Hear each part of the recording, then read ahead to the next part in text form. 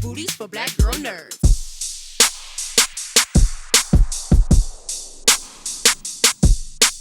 Thank you so much for taking the time to speak with me. I really appreciate it. My pleasure.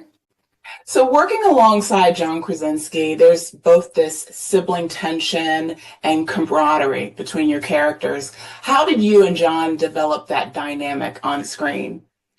It was so fun to get to work with John. I mean, he's such a great comedian, such a great actor. I've enjoyed watching him for so many years, and we were just kind of thrown together. We didn't have any rehearsal period.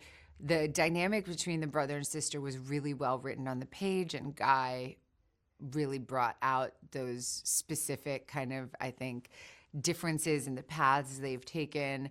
And so it was just, we just had to run with it when we started together, and it was natural and fun, and we just had the best time together. It really translated very well on screen between the two of you.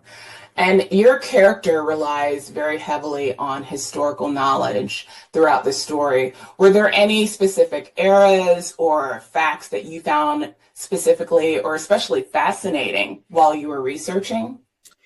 I was so blown away by so many of the kind of historical pieces that you put together as a mystery as you're watching it. I mean, I had no idea about, painters making copies of their own paintings or the Wicked Bible. I didn't know much about the Lusitania. So there were all sorts of little things that I found really exciting. We here at Black Girl Nerds, we are big Star Wars fans. I would be remiss if I did not bring this up.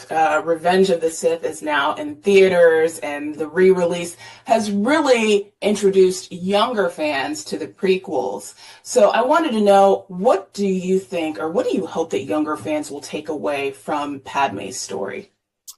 Well, I thought it was so special to get to play a leader as a, young girl and young woman, that I think to see that example of female leadership and very ethical leadership, because female leadership doesn't always mean ethical leadership, of course, but in Padme Amidala's case, it is quite ethical. I think it's certainly a good model for our era.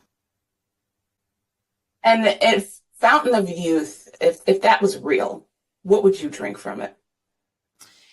I think it's absolutely exciting to get to drink from the metaphorical side of youth, like the excitement that we have as kids for the world, the wonder that we have, the curiosity, the engagement with everything around you in such a passionate way. I think we all are kind of looking for that.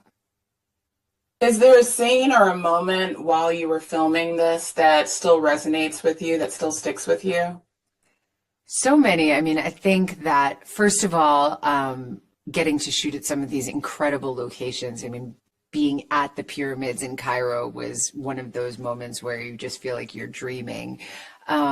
Vienna was also such an amazing surprise. I had never been there before and was completely blown away by the city.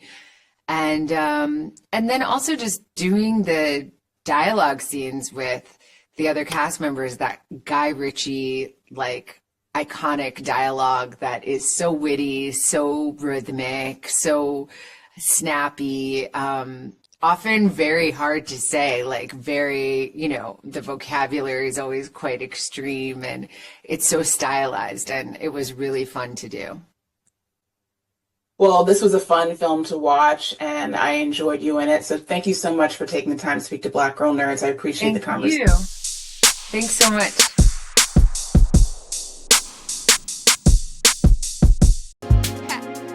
Better shake your booties for black girl nerds. Better shake your booties for black girl nerds.